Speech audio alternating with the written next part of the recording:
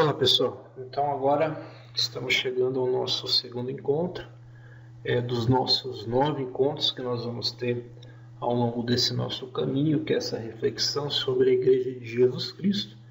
E hoje um tema bastante importante, especial, que é o que é a Igreja. Então, no primeiro encontro a gente viu o começo da Igreja, o dia de Pentecostes, fizemos uma relação profunda sobre o começo de tudo, desde Babel, Jesus Cristo como novo Adão, esse ponto de virada, até essa comunicação universal que é o momento de Pentecostes. Então, fizemos a relação entre a Páscoa dos judeus, a Páscoa de Jesus, o Pentecoste dos judeus, o Pentecoste dos novos discípulos, que marca o início da igreja, e a festa dos tabernáculos, que é a grande colheita que nós estamos vivendo hoje. Agora, a grande pergunta que surge a partir daí é: por que tudo isso? O que é isso que se iniciou nesse momento e o que isso representa para nós hoje na história da humanidade? Então esse é o nosso objetivo do nosso encontro de hoje. Como de costume, nós não vamos fazer as músicas que nós fazemos no encontro presencial, mas eu gostaria de, nesse momento, também via internet, a gente fazer uma pequena reflexão, pararmos antes de iniciarmos o nosso conteúdo, pararmos um pouquinho para fazer um momento de reflexão. Então, se você puder, entre nesse momento de oração, e vamos pedir para Deus, então, nos iluminar e abrir a nossa mente, abrir o nosso coração, para que a gente consiga aproveitar e absorver todo esse conteúdo que é muito importante para o nosso crescimento, para a nossa reflexão. Espero que todo mundo conheça esse pequeno mantra, que nós podemos agora cantar um pouquinho.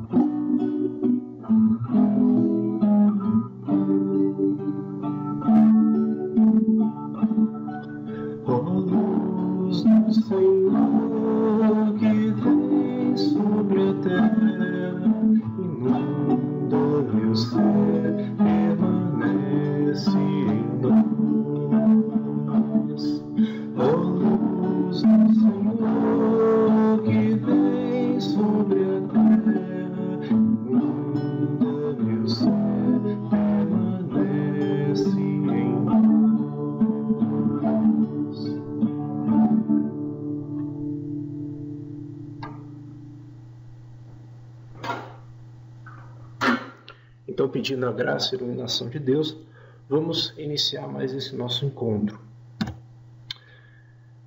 Quando a gente para e pergunta o que é a igreja, o que é tudo isso que ela representa, existem 2 caminhos que nós podemos seguir.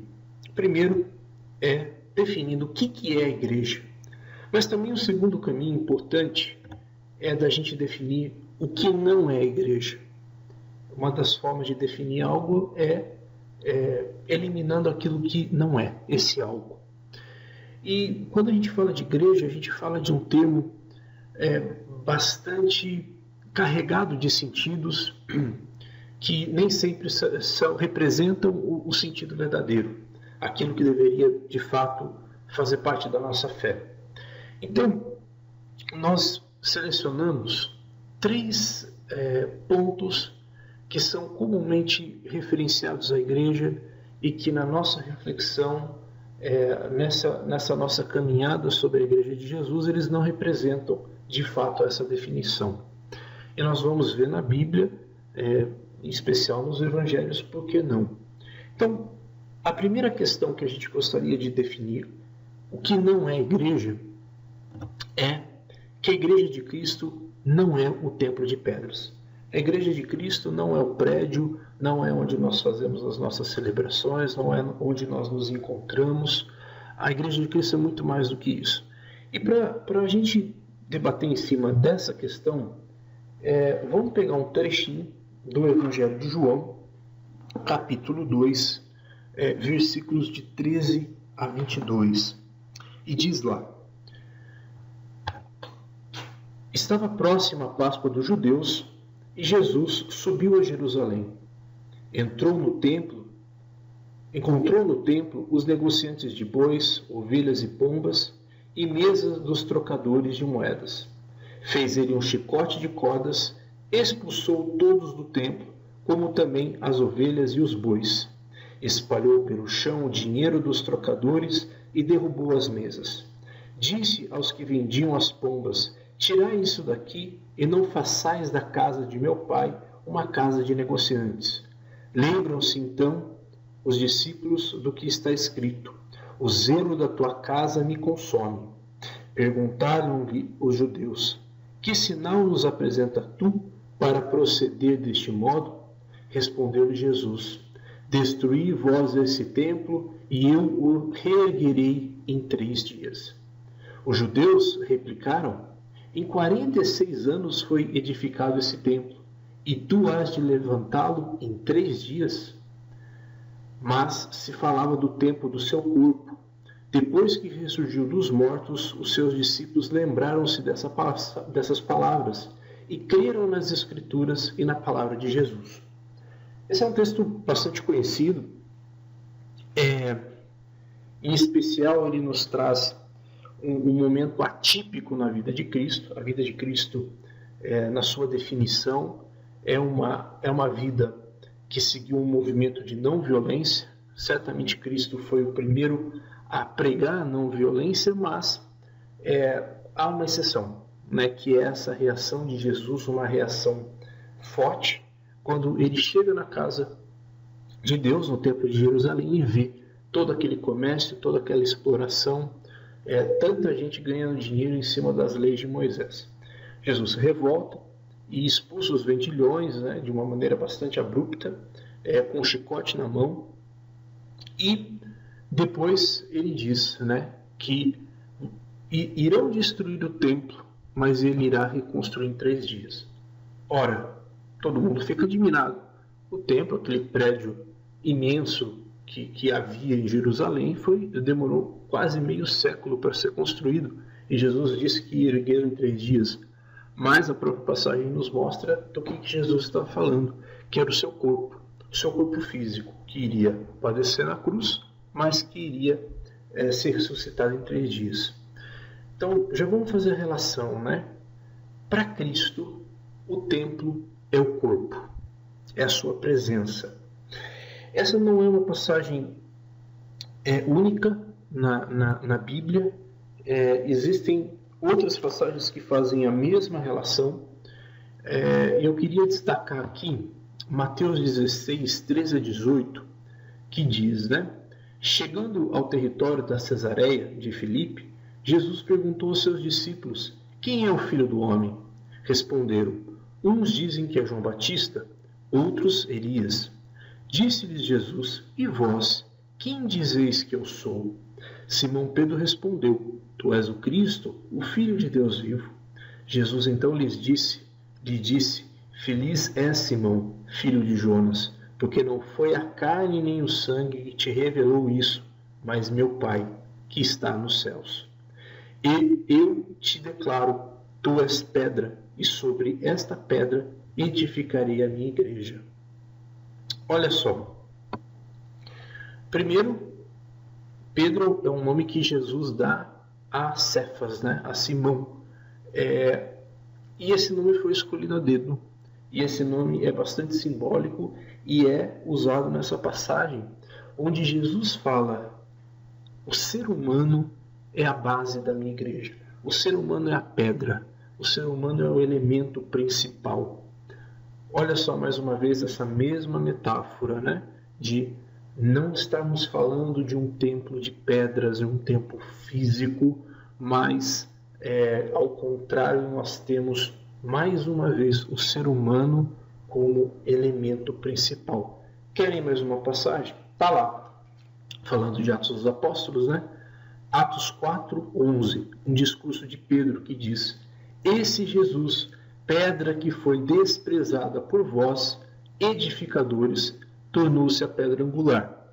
Trata-se do momento onde Pedro está sobre julgamento, Pedro e João, e Pedro se defende falando de Jesus, falando: olha, nós somos discípulos de Jesus, aquele Jesus que vocês crucificaram e que agora ressurgiu dos mortos, e todo o nosso poder vem dele, tudo que nós estamos fazendo, maravilhando o povo, vem de Jesus. E mais uma vez, olha só, Pedro trabalha essa mesma metáfora dizendo que Jesus é a pedra angular. Pedra angular é a pedra de base de qualquer edificação, né? É o sustento daquela edificação. E legal, nessa metáfora também, Pedro fala aos fariseus, ele está sendo interrogado pelos fariseus, que vocês que deveriam ser os edificadores, vocês que são os doutores da lei, vocês que deveriam ter identificado o Messias, desprezaram a pedra angular. Vocês que são os edificadores não cumpriram a missão de edificar. E edificar o quê? A igreja. A igreja de Cristo que se iniciou lá em Pentecostes, como a gente viu na última reunião. Então, esse é o primeiro ponto que a gente queria trazer para a nossa reflexão daquilo que não é a igreja. E a igreja não é templo de pedras, ao contrário. A igreja é um templo da humanidade, onde o ser humano é a pedra fundamental. Agora, a igreja de Cristo também não é hierarquia. Vamos trabalhar um pouquinho essa questão lá em Mateus 20, versículos 20 a 28. E diz lá, 20 a 28. Nisso aproximou-se a mãe dos filhos de Zebedeu com seus filhos e prostrou-se diante de Jesus para lhe fazer uma súplica. Perguntou-lhe ele: que queres? Ela respondeu: ordena que esses meus 2 filhos sentem-se no teu reino, um à tua direita e outro à tua esquerda. Jesus disse: não sabeis o que pedis. Podeis vós beber o cálice que eu vou beber? Sim, disseram-lhe, de fato bebereis meu cálice. Quanto, porém, ao sentar-vos à minha direita ou à minha esquerda, isso não depende de mim, vou-lo conceder. Esses lugares cabem àqueles aos quais meu Pai os reservou. Os 10 outros, que haviam ouvido tudo isso, indignaram-se contra os 2 irmãos. Jesus, porém, os chamou e lhes disse: sabeis que os chefes das nações a subjugam e que os grandes a governam com autoridade. Não seja assim entre vós. Todo aquele que quiser tornar-se grande entre vós, se faça vosso servo, e o que quiser tornar-se entre vós o primeiro, se faça o vosso escravo. Assim como o Filho do Homem veio, não para ser servido, mas para servir e dar sua vida em resgate por uma multidão. Pessoal, eu queria destacar aqui o versículo 26, onde Jesus diz: não seja assim entre vós. Não seja assim entre vós. Tiago e João, os filhos de Zebedeu, 2 dos 12 apóstolos de Jesus, pedem pouca coisa, pedem só que fiquem uma à direita e outra à esquerda de Jesus no reino dos céus. O que isso nos remonta, a toda uma hierarquia, a uma busca por um poder, a um querer ser mais que o outro, um estar acima do outro, um mandar no outro. E Jesus faz na sequência do evento, ele faz esse pequeno discurso para os 12, quando os 10 outros apóstolos ficam indignados com esse pedido simples, de simplesmente ficar um à direita, outro à esquerda de Jesus. Quando ele vê toda aquela indignação, ele chama os 12 e fala: olha, nós vivemos num mundo hierárquico, num mundo onde existem governantes que subjugam a terra, que mandam e desmandam, mas que entre vocês não seja assim, que entre vocês seja diferente, que um não dê ordem no outro, que um não mande no outro, que, pelo contrário, aquele que de fato quer ser alguma coisa maior, que se torne o menor, que se torne o escravo, que se torne o servo. Esse é um segundo ponto bastante significativo, principalmente nos tempos onde nós estamos vivendo, da gente parar e perceber que a Igreja de Jesus Cristo não é homens dando ordem em homens, homens acima de homens. A Igreja de Jesus Cristo é o serviço, é a comunhão, não é essa hierarquia que muitas vezes nós vemos. Nós temos que olhar para isso com os olhos críticos e falar, esse não é o projeto de Jesus. O terceiro ponto é que a Igreja de Cristo não são dogmas. Dogmas é uma criação humana que diz que existem verdades inquestionáveis, né? Como se o ser humano não tivesse capacidade de, por si próprio, refletir e assimilar qualquer conteúdo que seja. Nós vivemos numa igreja que já passou por 21 conselhos ecumênicos. O conselho ecumênico é uma reunião de todos os bispos da igreja, onde esses homens, bastante centrados na hierarquia que a gente acabou de comentar, sentam para discutir o que é verdade, o que é verdade, o que o povo deve acreditar, o que o povo não deve acreditar, entre as muitas coisas, por exemplo, que o Papa não pode errar, que o Papa é infalível. Isso não aconteceu há muito tempo atrás, isso é relativamente recente, no século XIX. E a gente tem que se questionar, será que a igreja é representada por esses dogmas? Aí eu queria trabalhar mais um textinho, de novo em João, agora João 14, de 5 a 11, que diz lá: Disse-lhe Tomé, Senhor, sabemos para onde vai, não sabemos para onde vais. Como podemos conhecer o caminho? Jesus lhe respondeu, Eu sou o caminho, a verdade e a vida. Ninguém vem ao Pai senão por mim. Se me conheceis, também certamente conhecereis meu Pai. Desde agora já o conheceis, pois o tendes visto. Disse-lhe Filipe, Senhor, mostra-nos o Pai, e isso nos basta. Respondeu Jesus, Há tanto tempo que estou convosco e não me conheces, Filipe? Aquele que me viu, viu também o Pai. Como, pois, diz-me, mostra-nos o Pai? Não credes que estou no Pai e o que o Pai está em mim? A palavra que vos digo, não as digo de mim mesmo, mas o Pai, que permanece em mim. E é Ele que realiza as suas próprias obras. Crede-me, estou no Pai e o Pai em mim. Crede-o, ao menos, por causa destas obras. A passagem também é bastante forte. E ela diz basicamente o seguinte: se tem uma verdade, é essa, que está lá no versículo 12, perdão, vamos estender para o versículo 12, que diz, em verdade vos digo, aqueles que creem em mim também fará as obras que eu faço e fará ainda maiores do que estas, porque vou para junto do meu Pai.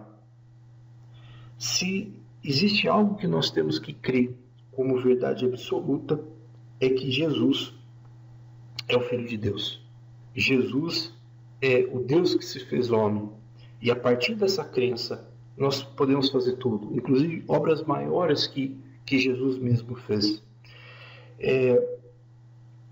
A partir disso, não existe por que a gente ficar discutindo o que mais pode ser verdade e o que não é verdade. A verdade é essa, né? A verdade é simplesmente isso, né? Que Jesus é o Filho de Deus, que Ele está no Pai e que nós chegamos ao Pai através dele. A partir daí, só gera discórdia.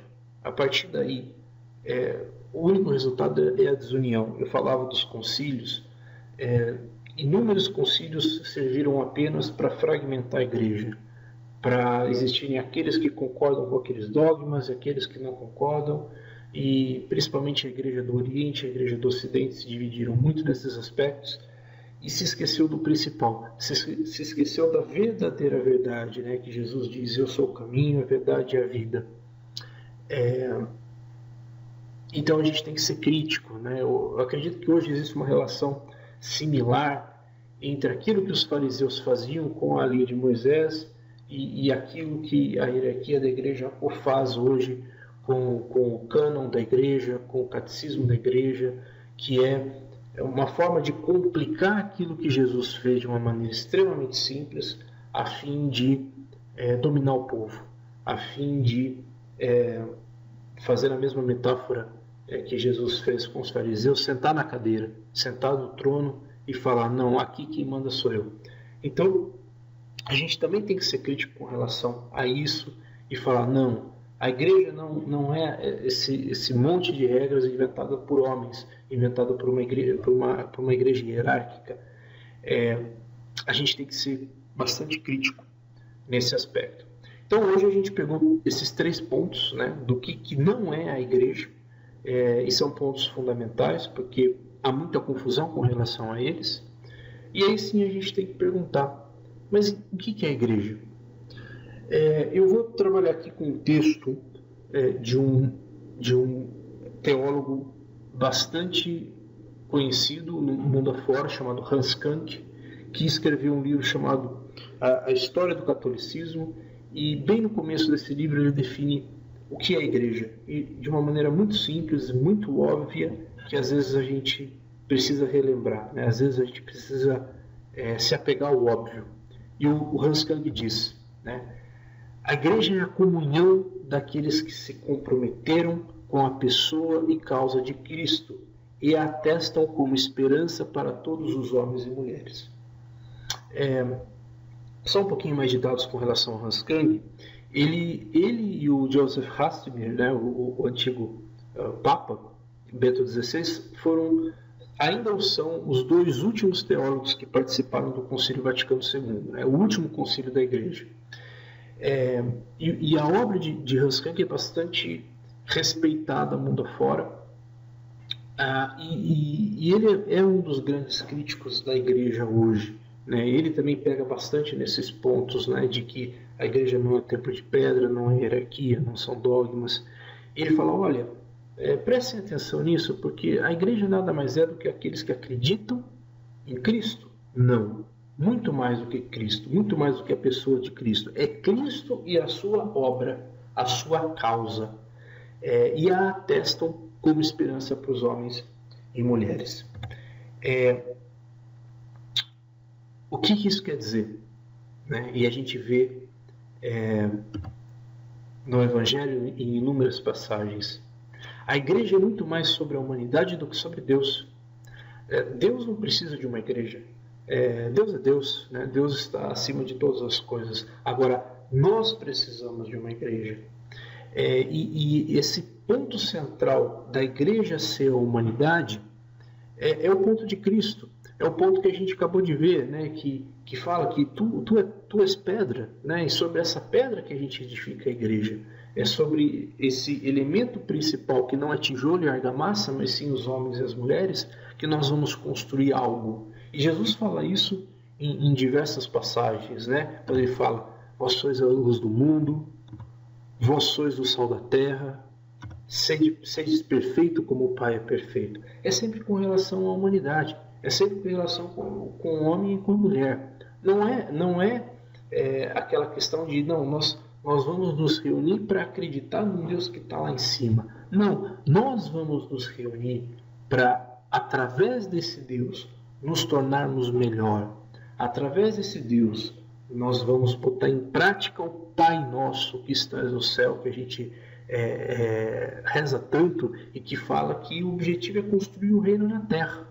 Então, daqui a gente tira a definição dessa causa de Cristo, que está em todo o Evangelho, como a gente acabou de ver, que a gente pode sintetizar na seguinte frase, né? A causa de Cristo é a proposta da construção de uma nova humanidade que, liberta do pecado através do seu sacrifício, é desafiada a construir o reino de Deus na terra. E para isso, eu gostaria de pegar um trecho dos Atos dos Apóstolos, como a gente já falou inúmeras vezes, é o nosso guia nessa nossa jornada, que diz lá, Atos 2, 44 a 47, talvez uma das passagens mais significativas dos Atos dos Apóstolos, na minha opinião, a mais bonita de todas, aquela que é a essência da igreja, que diz: todos os fiéis viviam unidos e tinham tudo em comum. Vendiam as suas propriedades e os seus bens e dividiam-nos por todos, segundo a necessidade de cada um.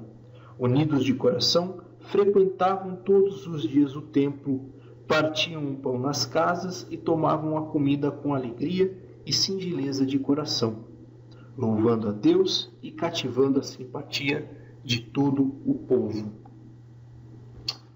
Essa é a essência da igreja, né? É o ser humano que parte de Babel, como a gente viu na última reunião, que parte daquele desacordo, daquela soberba aplicada, que só gera a desunião, e agora, a partir de Cristo, a partir do sacrifício de Cristo, se reencontra, e se reencontra para viver em fraternidade, se reencontra para se fortalecer, num lugar onde ninguém é maior do que ninguém, num lugar onde ninguém passa necessidade, porque os bens são partilhados, são postos em comum.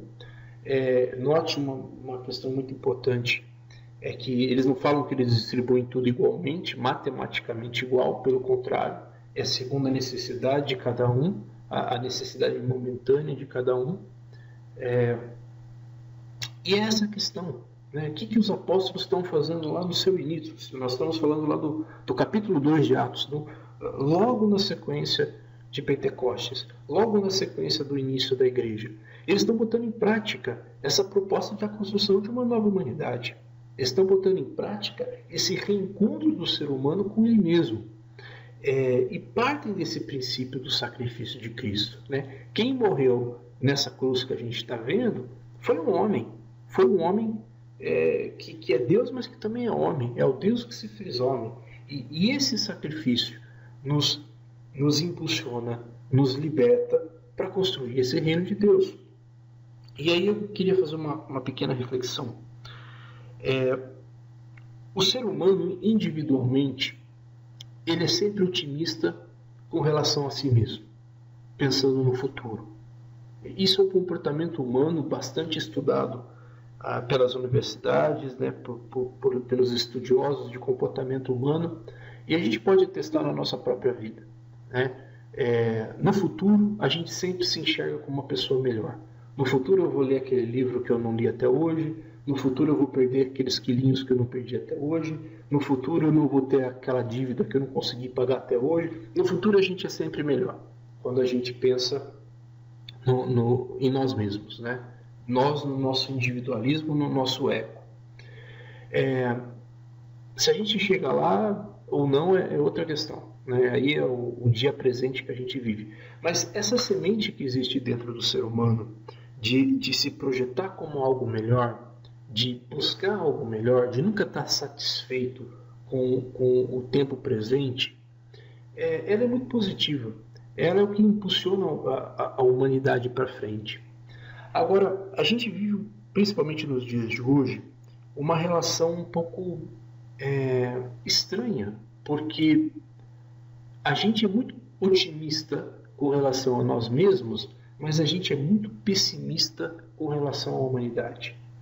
Em especial na cultura brasileira, isso é muito forte, né?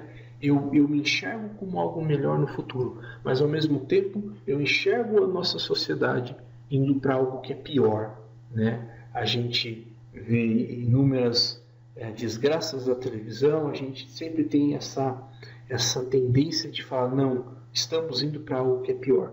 Quer dizer, por que isso surge? Primeiro, a gente não se considera sociedade, porque se a gente está indo para algo que é melhor, mas a sociedade está indo para algo que é pior, então a gente não é sociedade, né? A gente não está fazendo essa vivência que os apóstolos estão fazendo lá em Atos 2, 44 e 47, que a gente acabou de ler, né? A gente está destacado, a gente está vivendo um individualismo.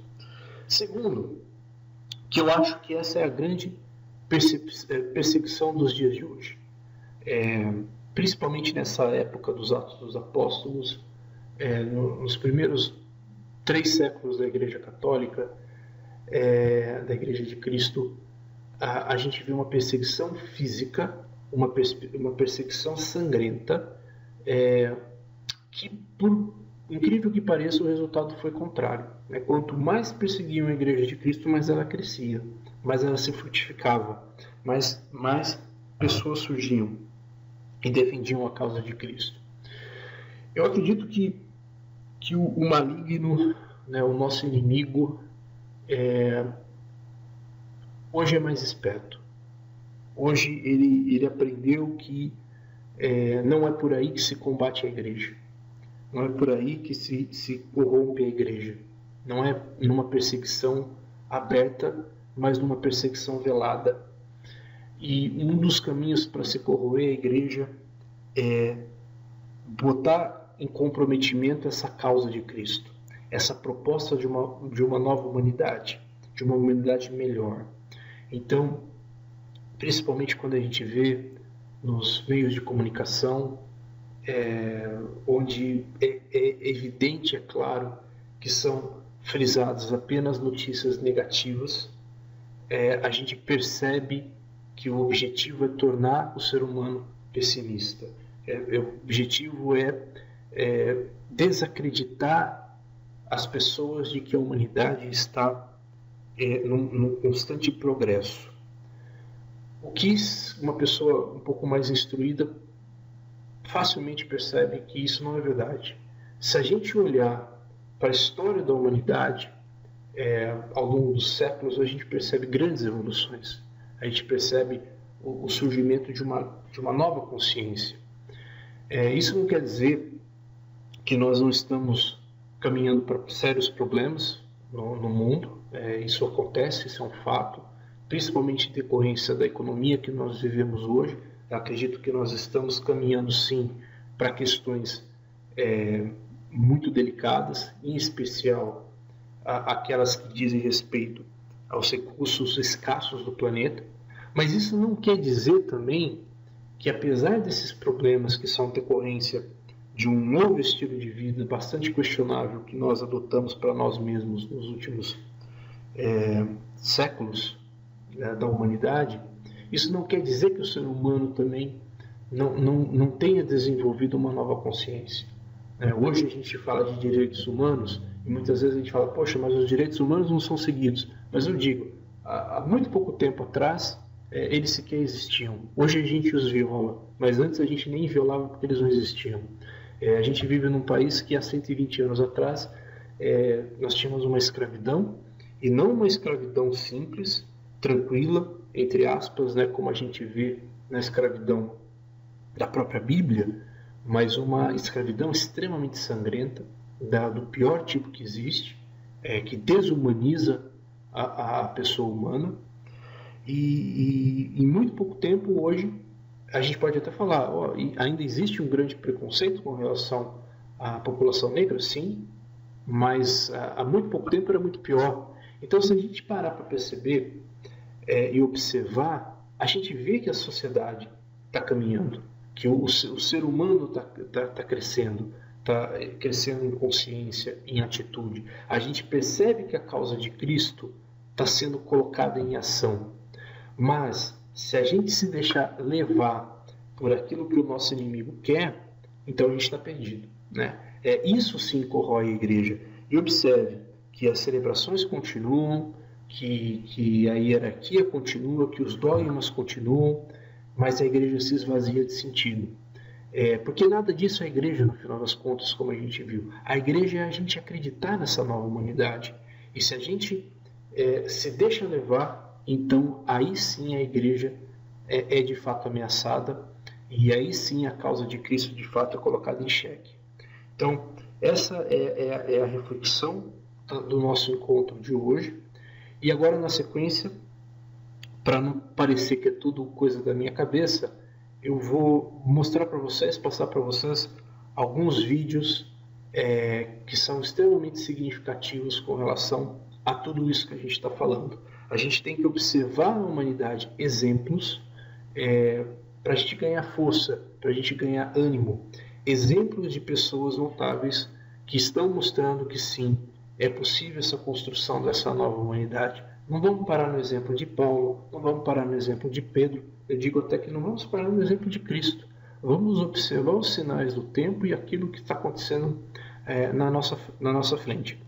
Dentro do cristianismo e até mesmo fora do cristianismo.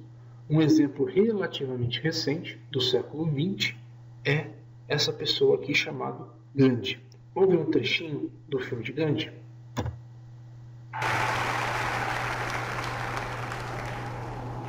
Eu quero dar as boas-vindas a todos, a cada um de vocês. Nós não segregamos.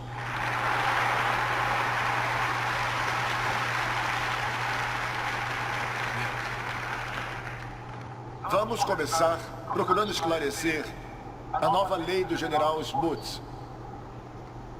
Todos os indianos darão suas impressões digitais, como criminosos, homens e mulheres. Nenhum casamento, exceto o casamento cristão, é considerado válido sob essa lei. Nossas esposas e mães são prostitutas e todos os homens aqui são bastardos.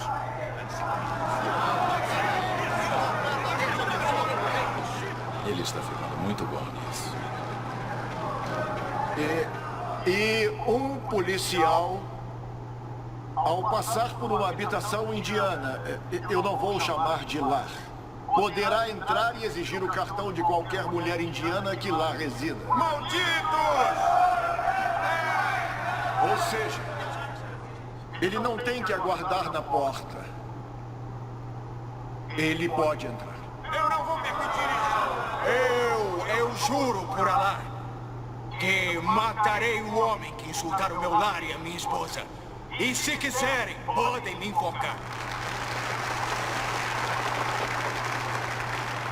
Eu acho que falar nada resolve. Vamos matar alguns policiais antes de humilharem uma mulher indiana. E eles pensarão 2 vezes sobre tais leis. Por esta causa, eu estaria disposto a morrer.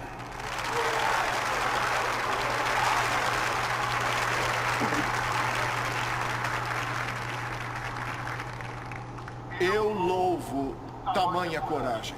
Preciso dessa coragem porque nessa causa eu também estou preparado para morrer. Mas, meus amigos, eu não estou preparado para matar por nenhuma causa.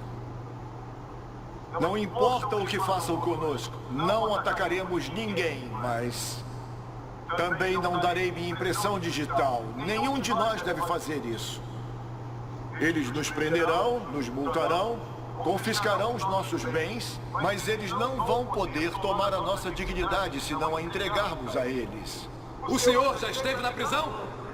Eles nos espancam e nos torturam. Isto é inaceitável. E estou pedindo para que lutem. Lutem contra o ódio deles, não que os provoque. Não daremos um só golpe, mas receberemos muitos golpes. E através da nossa dor, faremos com que eles vejam a injustiça, como será sofrido, como toda luta é sofrida. Mas não podemos perder. Não podemos. Eles podem torturar o meu corpo, quebrar os meus ossos, até me matar. Aí, eles terão o meu cadáver, não a minha obediência.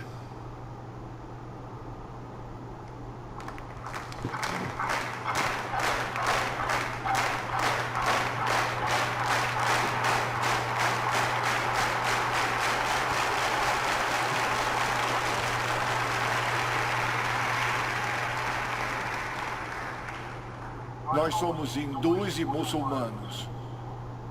Cada um de nós é filho de Deus. Façamos um juramento solene em nome dele. Não importa o que aconteça. Não nos submeteremos a essa lei.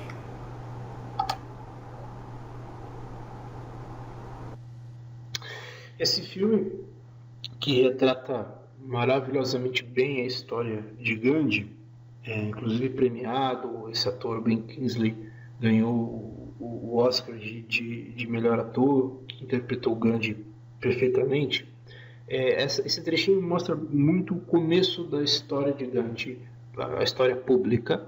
Ele estava lá na África do Sul, também até então parte do Império aí da Grã-Bretanha, e onde viviam grandes atrocidades, principalmente com relação a todos os estrangeiros que não se enquadravam no Império Britânico.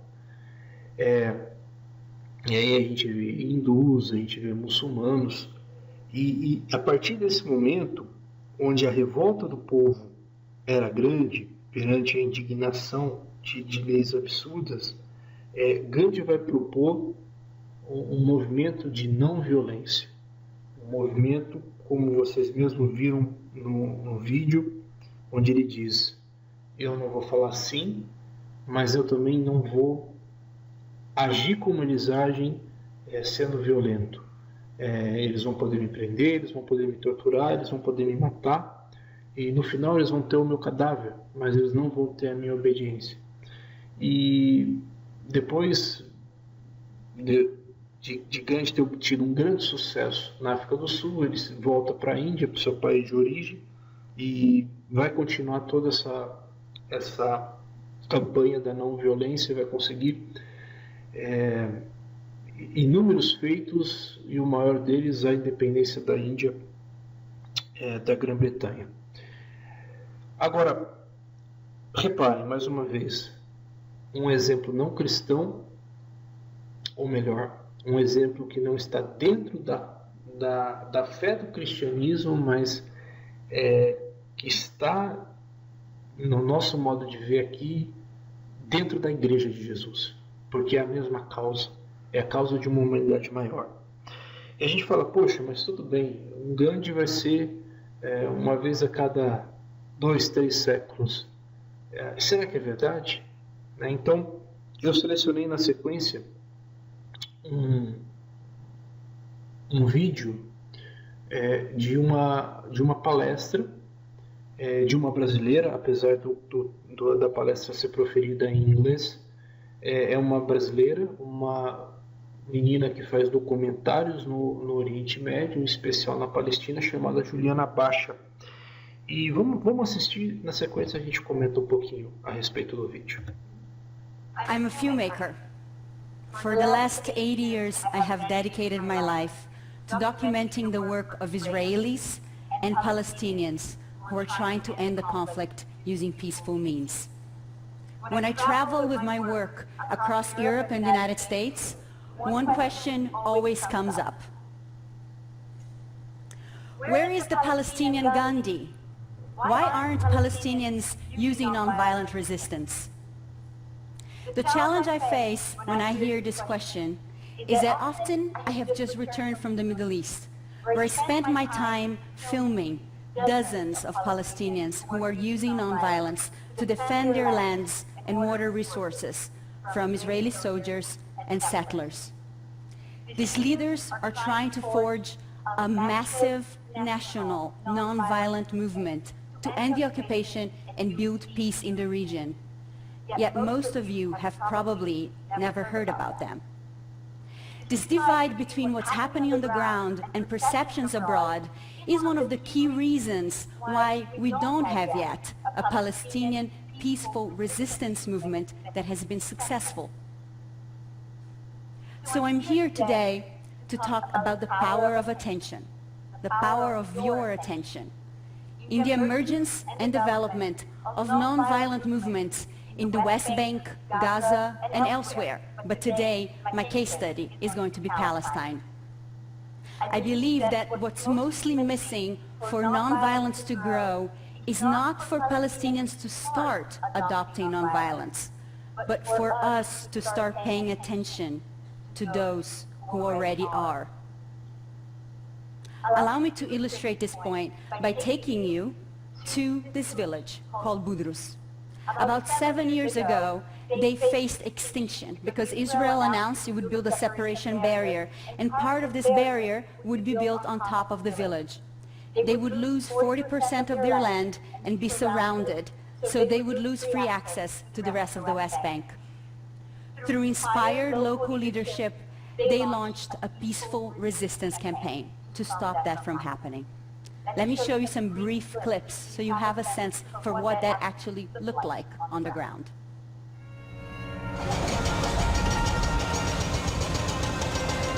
إنه الجدار حسب ما جميع الإعلان كان يكون إنه يفصل بين فلسطين وإسرائيل. هون في بدرس إنه هي اكتشفنا إنه جدار لسلب الأراضي.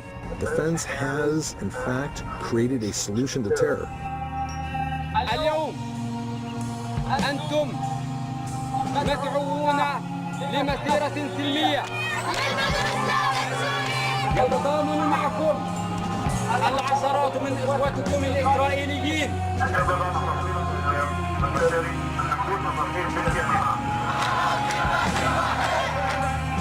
We saw the men trying to push the soldiers, but none of them could do that. But I think the girls could do it.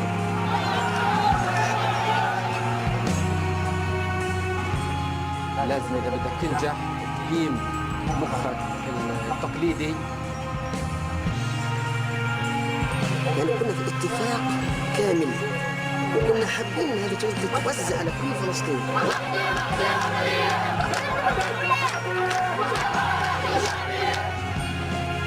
האמיתית בעניין הגדר נמשכים. הוזעקו שוטרי מג"ב שצברו ניסיון בפיזור הפגנות וברשותם כל האמצעים לכך.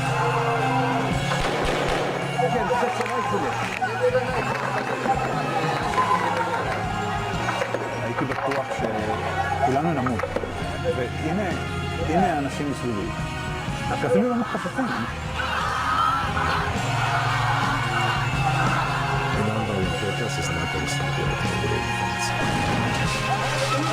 This is a peaceful march, there is no need to use arms.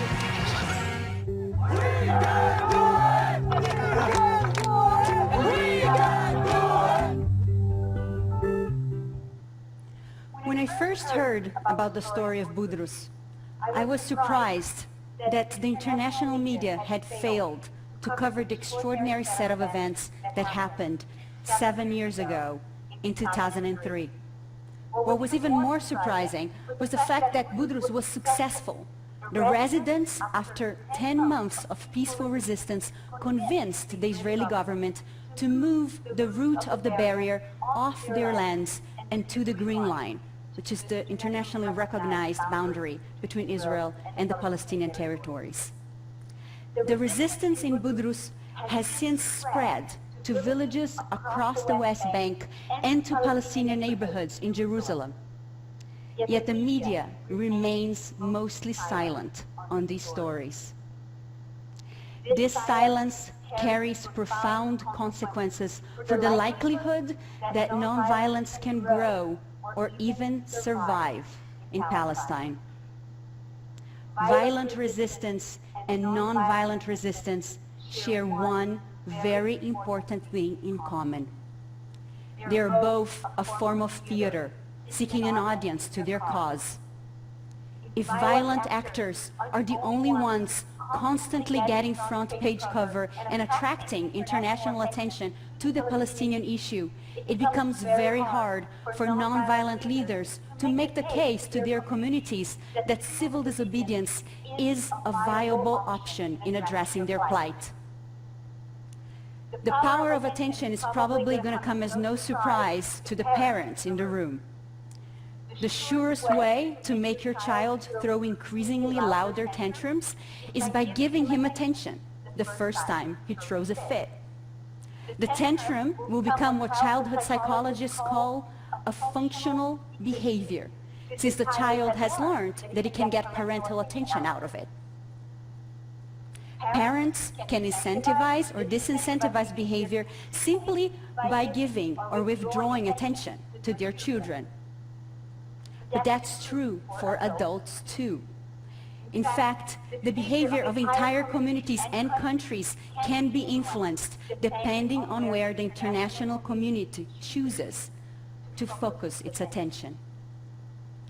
I believe that at the core of ending the conflict in the Middle East and bringing peace is for us to transform nonviolence into a functional behavior by giving a lot more attention to the nonviolent leaders on the ground today. In the course of taking my film to villages in the West Bank, in Gaza, and in East Jerusalem, I have seen the impact that even one documentary film can have in influencing the transformation. In a village called Walaje, which sits very close to Jerusalem, the community was facing a very similar plight to Budrus. They were going to be surrounded, lose a lot of their lands, and not have freedom of access either to the West Bank or Jerusalem. They had been using nonviolence for about 2 years, but had grown disenchanted since nobody was paying attention. So we organized a screening. A week later, they held the most well-attended and disciplined demonstration to date. The organizers say that the villagers, upon seeing the story of Budrus documented in a film, felt that there were indeed people following what they were doing, that people cared, so they kept on going. On the Israeli side, there is a new peace movement called Solidariut, which means solidarity in Hebrew. The leaders of this movement have been using Budrus as one of their primary recruiting tools. They report that Israelis who had never been active before, upon seeing the film, understand the power of nonviolence and start joining their activities. The examples of Walaje and the Solidariut movement show that even a small budget, independent film can play a role in transforming nonviolence into a functional behavior. Now imagine the power that big media players could have if they started covering the weekly nonviolent demonstrations happening in villages like Belaim, Nielin, Walaje, in Jerusalem neighborhoods like Sheikh Jarrah and Silouan. The nonviolent leaders would become more visible, valued, and effective in their work. I believe that the most important thing is to understand that if we don't pay attention to these efforts, they are invisible, and it's as if they never happened. But I have seen firsthand that if we do, they will multiply. If they multiply, their influence will grow in the overall Israeli-Palestinian conflict. And theirs is the kind of influence that can finally unblock the situation. These leaders have proven that nonviolence works in places like Budrus. Let's give them attention so they can prove it works everywhere. Thank you. Agora eu pergunto, você já tinha ouvido falar de Budrus? Você chegou a ver isso na Globo, no Jornal Nacional? Bom, eu não. E olha como o que nós acabamos de ver, tanto nessa palestra quanto no filme de Gandhi, se enquadra perfeitamente nessa visão de igreja que visa botar em prática a causa de Jesus Cristo. Nós estamos falando de uma das regiões mais conflituosas do mundo nos dias de hoje, entre Israel e a Palestina, e justamente do lado da Palestina, que é o lado que a mídia sempre reporta como o lado violento, né? Quando a gente vê alguém usando um traje palestino, a primeira coisa que vem na nossa mente é o terrorismo.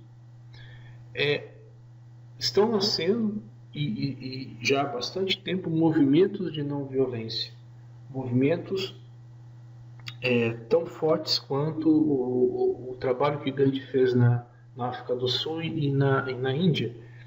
E nós não tomamos consciência disso, né? Então, perceba mais uma vez o maligno agindo, né? E não nos permitindo conhecer tanta coisa boa que está acontecendo no mundo, tanto movimento que nos leva a perceber uma nova consciência que surge, e a gente continua influenciado por fatos ruins, violência em cima de violência, da gente achar que não, é o contrário, nós estamos regredindo na nossa consciência.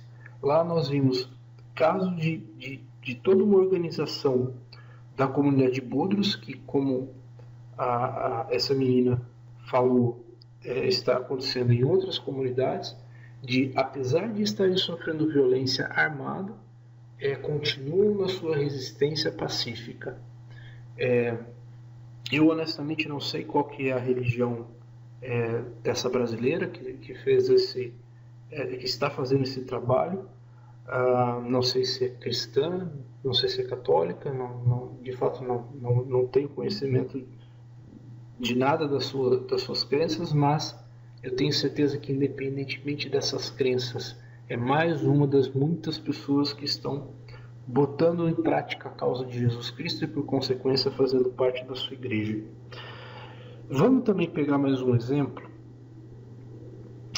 agora sim cristão, e talvez um dos nomes que mais seja representativo na história da igreja, e segundo muitos, depois de Cristo, o primeiro. Vamos falar um pouquinho de São Francisco de Assis, também cenas de um filme que retrata a sua vida. Lia, você queria conhecer Francisco, e agora você pode ver quem ele é. É o melhor entre nós.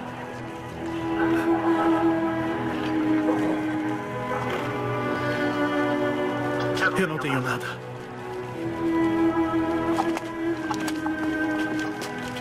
Ele não tem vergonha. Despreza a tal ponto a minha riqueza. Serei rico. De um modo diferente de você. Serei rico. Apesar de tudo que perdi. Foi a razão que você perdeu. Não sabe o que diz. Não pode ser rico sem dinheiro. Porque para tudo há um preço. Não é verdade. Não é verdade. Deus sabe. Deus sabe.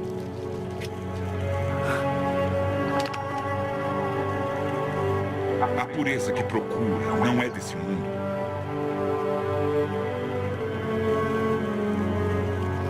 Mas eu não procuro a pureza. Vou viver entre os impuros. E mendigarei tudo. Os humilhados. Eu não vou ajudá-los. Eu vou viver como eles. Como um pedinte.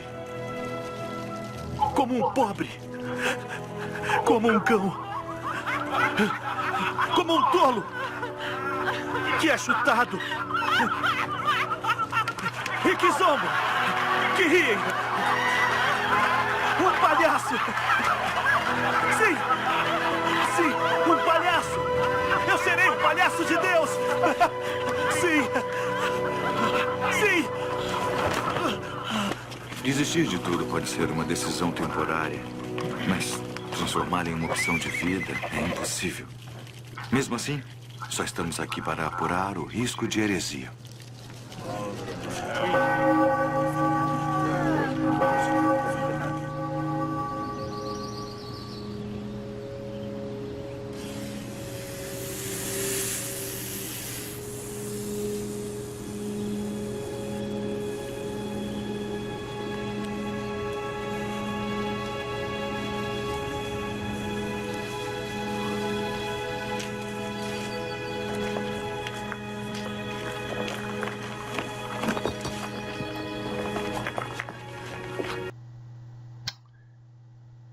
Mais um exemplo extremamente significativo na história da Igreja Católica. São Francisco de Assis vai surgir exatamente no momento onde a Igreja Católica atinge o auge da sua riqueza com o Papa Inocêncio III. Vamos falar um pouquinho mais desse momento na próxima reunião, mas o que importa é que surge um contraponto nesse momento de riqueza da história riqueza física, né? Mas extrema pobreza espiritual, surge um grande exemplo que é São Francisco de Assis, que mais uma vez nos dá ânimo com relação à humanidade.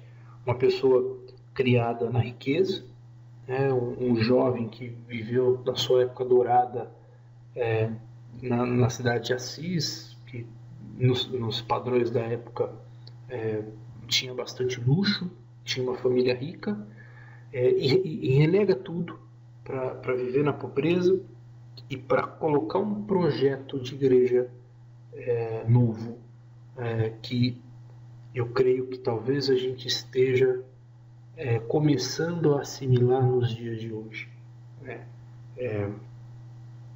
quase 1000 anos depois. Então, eu queria terminar com mais um videozinho. Esse é um programa relativamente recente, também um programa de televisão, uma entrevista com um franciscano, que talvez, acredito que a gente vai ter mais material que eu vou estar colhendo deles para a próxima reunião, para as próximas reuniões, estou falando de Leonard Boff. Então, vamos ver um trechinho de uma entrevista relativamente recente, e principalmente com relação ao momento que a igreja está vivendo hoje, nos dias de hoje.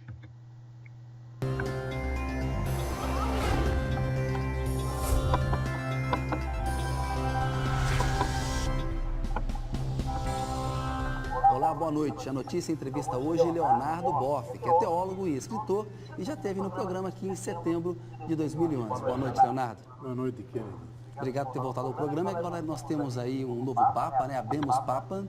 Queria falar com o senhor a respeito disso. Qual que é a sua avaliação da escolha do Papa Francisco, do cardeal arcebispo de Buenos Aires, Jorge Mário Bergoglio, para ser o novo Papa? Olha, eu acho que duas coisas, Kennedy, são importantes. Primeiro, que ele é um jesuíta. O jesuíta tem a cabeça muito arrumada. Quase militar, né? Quase militar. Eles são considerados, e foram na história, a vanguarda intelectual do exército do Papa, para enfrentar a reforma luterana, para enfrentar a modernidade. E até o Vaticano II eles eram extremamente fiéis e têm um quarto voto de obediência ao Papa. Então é importante que é um jesuíta, extremamente inteligente, fala várias línguas. E segundo, que escolheu o nome Francisco. O Francisco é mais que um nome, é um projeto de igreja. Igreja simples, evangélica, popular, ligada às bases da sociedade e ligada à natureza. Que remete a São Francisco de Assis, né? Remete a São Francisco, ele chamava todos os seres com o doce nome de irmãos e irmãs. Então, junto com essa coisa mais social, mais rigorosa de jesuíta, tem todo esse lado da ternura dele. Eu acho que nós estamos precisando hoje de um Papa assim. Mistura de rigor e ternura? Exatamente. Por quê? Para ser aplicada onde, Leonardo? Olha, eu acho que a crise da igreja é tão aterradora em termos daquilo que atingiu a essência da igreja.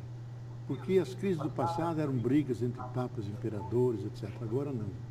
A própria igreja, que na sua essência, que é a moralidade, que é a respeitabilidade, ela foi atingida pelos pedófilos, mas não só padres pedófilos, bispos pedófilos, 2 cardeais pedófilos. E depois os escândalos com o Banco Vaticano, a descoberta de uma prática sexual dentro da cúria. Então, eu acho que ela degenerou de tal maneira que precisa uma mão forte esse rigor jesuíta. De um jesuíta que tenha a coragem de intervir ali na cúria e desmantelar todo um sistema que oprimia a igreja. Como funciona a cúria? Que tipo de reforma ele tem que fazer? Quem que ele tem que substituir, Leonardo? Eu acho que os principais cargos, o primeiro é o secretário de Estado, que é aquele que leva a política mesmo. Ele vai ter que escolher uma pessoa muito boa, e a minha suspeita, porque é um amigo íntimo dele, que é o nosso Dom Cláudio Umbes. Estava ao lado dele quando ele foi anunciado. Ele chamou para ficar ao lado dele. Chamou para ficar. Para mim é um sinal. Ficaram muito amigos aqui no Brasil. Ele conhece a cúria que trabalhou lá. Então, eu acho que primeiro tem que fazer uma escolha. Isso vai ser nessas semanas. Dos vários dicastérios, gente nova. E eu acho que vai ser uma espécie de descentralização. Isto é, o Vaticano II criou duas instituições que os dois papas anteriores esvaziaram. Você está falando do Concílio do Vaticano II de 1962, né? Explica para a gente o que é o Vaticano II e a gente continua. Só um pouquinho. O Vaticano II é a reunião de todos os bispos do mundo inteiro para fazer um adornamento, uma atualização da igreja face às mudanças do mundo. Demoraram 4 anos, 62, 65, 3 anos, e modificaram o rosto da igreja. Há 50 anos. E esses 50 anos. Só que a Cúria bloqueou totalmente. Nunca aceitou as reformas e o Papa sozinho não conseguiu. Então, mas aí no Vaticano II, nessa reunião dos bispos, se criaram duas instituições que eram para ajudar o Papa no seu governo. Primeiro, o Sínodo dos Bispos. Cada 3 anos eles se encontram, representantes do mundo inteiro, se reúnem em Roma, debatem um tema e juntos com o Papa deviam definir caminho, decidir.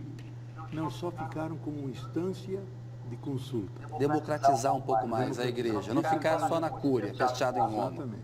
E segundo, é a colegialidade, isto é, as conferências continentais e nacionais deviam ter mais autonomia, porque uma coisa é a África, outra coisa é a Ásia, outra coisa é a América Latina, são culturas absolutamente diferentes. Então, em vez de romanizar toda a igreja, uniformizar, que eles se encarnem nas culturas, criam um rosto novo de igreja, com uma forma de celebrar diferente na África, na Ásia, na América Latina. Isso também foi esvaziado, a tal ponto que o Papa ficou o único bispo da igreja. Se você na rua pergunta, quem é o bispo do Rio? Ninguém sabe. Agora o Papa? O Papa sim.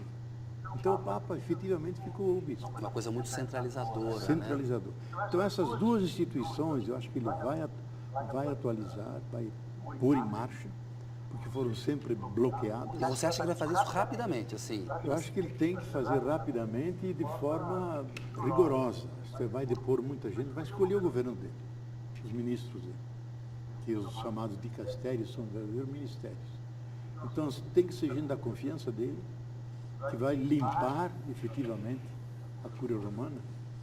E depois eu acho que vem a parte, a linha mais política dele. E ele, como cardeal, na Argentina, mostrou como é que é. E aí aparece o franciscano. Não o doutrinador, o professor tipo Ratzinger, mas o pastor, que gosta do povo. Aí entra a ternura que você falou. Aí a ternura. E ele mostrou como cardeal, na Argentina, não morava no palácio, morava num pequeno apartamentozinho, nunca usou carro, sempre ônibus ou metrô, assustava as pessoas, de repente o cardeal está sentado aí ao lado, lendo um livro, conversando com as pessoas, indo sozinho para as favelas, as barriadas, vilas miséria que chamam aí, conversando com o povo e brigando com o governo. Por quê? Porque ele diz, olha, nós não podemos atender os pobres com assistencialismo, mas com justiça social. E defender os camponeses nessa grande greve que fizeram, porque irritou a presidenta, o casal Kirchner. E a presidenta então, ele, em termos sociais, extremamente aberto. Então, eu acredito muito que ele vai impor essa simplicidade bem franciscana na forma de exercer a sua função de Papa. Leonardo, você arriscou o nome Francisco no Twitter umas 2 semanas antes. Você sugeriu, o novo Papa pode se chamar Francisco, deveria se chamar Francisco. Eu vejo que você está muito esperançoso com a escolha dele. Agora, a escolha desse nome Francisco, você tem algum bastidor de como ela se deu? Alguém sugeriu a ele o nome de Francisco? Ele já estava com isso na cabeça? Olha, houve 2 pessoas, porque as coisas sempre vazam. Eu nunca... Eu só tenho alguns amigos informantes lá na Cúria. Sim, pessoas que falam de forma indireta. Olha, teve um arcebispo de Boston, franciscano, que não se vestia de cardeal, de simples hábito, de sandália e sem meias em pleno inverno italiano. O Mali, né, que é o de origem irlandesa. Irlandesa. Que fala português fluentemente e espanhol, porque se formou nessas 2 línguas. E ele sentou ao lado do Papa e disse, a crise é tão grande que você deve fazer como São Francisco. São Francisco se converteu de jovem, aquela juventude dourada de Assis. Ele escutou um dia uma voz, olhando para um crucifixo, que está lá em Assis ainda, onde o crucifixo diz, Francisco, vai, conserta a minha igreja que ela está em ruínas. E ele tomou a sério, pensou que era a igreja... Interpretou literalmente a princípio, depois ele descobriu que não era. Depois que não era. Então ele disse, esse cardeal, o Malley disse, nós precisamos um que reconstrua a igreja, e tem que ser um Francisco. E junto, o Dom Cláudio Umes, que é muito amigo dele, também sentava muito perto dele e dizia, nós temos que sair dessa crise. E temos que sair das periferias da igreja, onde vive a maioria dos cristãos, com um novo vigor, um novo espírito, fora desses conchavos que existem. Francisco saiu daí. E Francisco saiu daí. E eu acho que ele acertou, e eu logo intuí que só uma figura franciscana, isto é, a morte de São Francisco, vai resgatar a credibilidade da igreja, refazer esse edifício que é milenar, mas que virou uma ruína efetivamente, porque ela se ilhou, e não é só um castelo em ruínas. E muito do Papa Bento XVI levou a essa visão quase pessimista, negativa da igreja. E ele não. Ele vem como um pastor simples, se inclina face ao povo, uma coisa notável, Kennedy. Ele primeiro pede que o povo reze para ele, que o povo o abençoe. E só depois ele abençoa. O que significa isso? Ele dá centralidade ao povo de Deus. Porque no Concílio Vaticano II, primeiro vinha a igreja com o mistério, coisa da teologia, hierarquia, depois povo de Deus. Ele não estabeleceu, tem uma linha direta aqui, abençoo vocês. Vocês me abençoem para eu poder abençoar. Então, no Vaticano, inverteram. Primeiro vem o povo de Deus, depois hierarquia como serviço ao povo de Deus. E ele fez isso. E não veio com nada daqueles europeus típicos do Papa, aquela moceta, que é aquele mantozinho que é cheio de ouro e adereços, que só o imperador usava. Ele foi com um hábito muito simples mesmo, né? E ele dispensou aquilo, veio com uma vestinha branca, dispensou a famosa cruz do Papa, que é de ouro, cheia de joia, a cruz de ferro dele de bispo. E quando fala do Ratzinger, não fala o Papa aposentado. Vamos rezar pelo bispo Ratzinger. E ele se apresentou não como Papa, bispo de Roma, que é a velha tradição que o Papa é bispo de Roma. E porque está sepultado Pedro e Paulo aí, tem uma primazia de honra. E diz, eu vou governar, eu vou dirigir na caridade. Porque até agora se dirigia no direito canônico. O cano 331 diz, claro, o Papa tem um poder absoluto, direto, imediato, infalível. Se você risca Papa e bota Deus, funciona. Impossível, ele renuncia a tudo isso. Agora vai ser a caridade. Então, nós vimos nesse trecho da entrevista a visão do Leonardo com relação à eleição do novo Papa, e quem acompanha um pouquinho do trabalho do Leonardo viu nos últimos anos, né, quão desesperançoso estava com relação ao governo de Bento XVI. Ver agora essa posição perante o Papa Francisco otimista, né, olhando com um olhar extremamente positivo para tudo isso que aconteceu nesse pequeno período de tempo, né, como ele mesmo falou, nessa rigorosidade do jesuíta, mas nessa fraternidade do franciscano, que assume o nome de Francisco, é um grande sinal do tempo. É um grande convite que nós temos a refletir sobre a igreja, o que é a igreja, o que ela deve ser e o que ela está sendo. E, mais do que nunca, nós somos chamados a essa missão de percorrer esse caminho que é a igreja de Jesus Cristo e colocarmos a nossa marca na história, fazermos ela acontecer da forma como Cristo a propôs, dentro da ideia de Cristo, da causa de Cristo, de uma humanidade melhor, de uma humanidade que, caminhando para Deus, faz o reino de Deus na terra, se entende, se ama, se cuida, tem um cuidado com a terra, tem um cuidado com o povo, e nós temos que olhar também com um olhar positivo e acreditar que isso está acontecendo, porque também cabe a nós. Se você acredita que isso não está acontecendo, é porque você também não está fazendo a sua parte. Então, nós passamos por mais essa estação na nossa caminhada, onde, vamos retomar, a gente viu como a igreja começou, a gente viu o que é a igreja, o que ela deve ser, e ela deve ser isso mesmo, ela deve ser essa perspectiva de uma humanidade que caminha para frente, que evolui e cresce na sua caridade, no caminho de Jesus Cristo. E na semana que vem, então, a gente vai falar de mais um tema, que é uma igreja que está no mundo, né? Uma igreja que não é desconectada das questões que estão acontecendo todos os dias. Não é uma igreja secularista, não é uma igreja que se limita às questões mundanas, mas é uma igreja que está presente no mundo, que tem um objetivo de criar o reino de Deus no mundo, né? Essa é a igreja que a gente acabou de ver. Vamos, na próxima reunião, refletir um pouquinho sobre como ser essa igreja no mundo. A gente se encontra lá.